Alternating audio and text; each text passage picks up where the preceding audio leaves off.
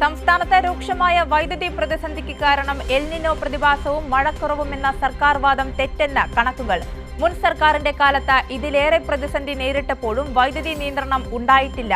ഈ വർഷം ഏപ്രിലിലെ 6000 megawatt record വൈദ്യുതി ഡിമാൻഡ് വന്നപ്പോഴും LDF സർക്കാർ പവർ കട്ട് ഏർപ്പെടുത്തിയിരുന്നില്ല എന്നതാണ് യാഥാർത്ഥ്യം.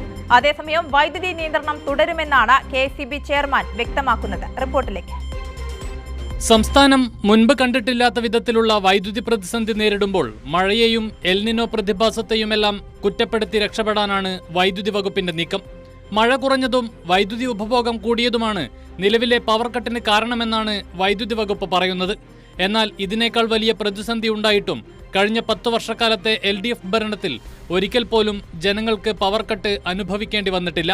2020-ൽ 25%, 2021-ൽ 33%, 2024-ൽ 23% എന്നിങ്ങനെ മഴ ലഭ്യതയിൽ കുറവുണ്ടായിട്ടുണ്ട്. 2026 ഏപ്രിലിൽ വൈദ്യുതി ആവശ്യത്തിൽ റെക്കോർഡ് വർധനയുമുണ്ടായി. എന്നാൽ അപ്പോഴൊന്നും പവർ കട്ടിലേക്ക് പോയിട്ടില്ലെന്ന് KSEB മുൻ executive engineer doctor Suresh Kumar പറഞ്ഞു. 6056 മെഗാവാട്ട് ഡിമാൻഡ് ഉണ്ടായിരുന്നപ്പോൾ ഏകദേശം 115-116 മില്യൺ യൂണിറ്റ് വൈദ്യുതി ആവശ്യകത ഉണ്ടായിരുന്ന സമയത്ത് കേരളം ആ പ്രതിസന്ധിയെ തരണം ചെയ്ത കേരളമാണ്.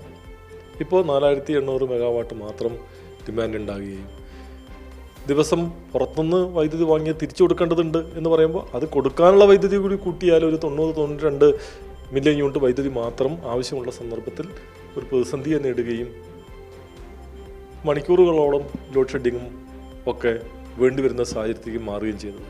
പ്രശ്നം എത്ര നാൾ തുടരുമെന്നോ എങ്ങനെ പരിഹരിക്കുമെന്നോ ഇപ്പോഴും വൈദ്യുതി മന്ത്രിക്ക് പറയാൻ കഴിയുന്നില്ല. രാഷ്ട്രീയ ഇച്ഛാശക്തിയോടെയുള്ള ഇടപെടലിന്റെ അഭാവമാണ് പ്രതിസന്ധിക്ക് കാരണമെന്നും സുരേഷ് കുമാർ ചൂണ്ടിക്കാട്ടി.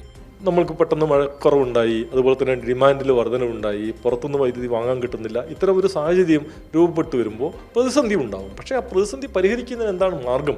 എങ്ങനെയാണ് ആ പ്രതിസന്ധി പരിഹരിക്കാൻ പോകുന്നത്? എങ്ങനെയാണ് നമ്മൾ അതിനകത്ത് ഇടപെടാൻ കഴിയുന്നത്?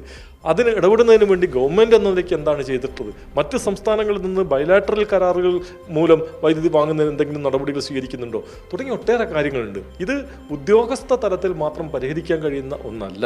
അതിനപ്പുറത്ത് രാഷ്ട്രീയ ഇടപെടൽ വേണ്ട ഒന്നാണ്. അത്തരം ഒരു രാഷ്ട്രീയ ഇടപെടൽ ഉണ്ടാകുന്നില്ല എന്നതാണ് ഈ കാലഘട്ടത്തിന്റെ ഏറ്റവും പ്രധാനപ്പെട്ട പ്രശ്നം. മറ്റു സംസ്ഥാനങ്ങളിൽ നിന്ന് ബൈലാറ്ററൽ കരാർ വഴി വൈദ്യുതി വാങ്ങിയാണ് നേരത്തെ പ്രതിസന്ധി ഘട്ടങ്ങളെ മറികടന്നത്. അതിനുള്ള ശ്രമങ്ങൾ KSEB ഇപ്പോൾ ആരംഭിച്ചിട്ടേയുള്ളൂ. അതേസമയം സംസ്ഥാനത്ത് വൈദ്യുതി നിയന്ത്രണം തുടരുമെന്ന് KSEB ചെയർമാൻ വ്യക്തമാക്കുന്നു. കൈരളി ന്യൂസ്, തിരുവനന്തപുരം.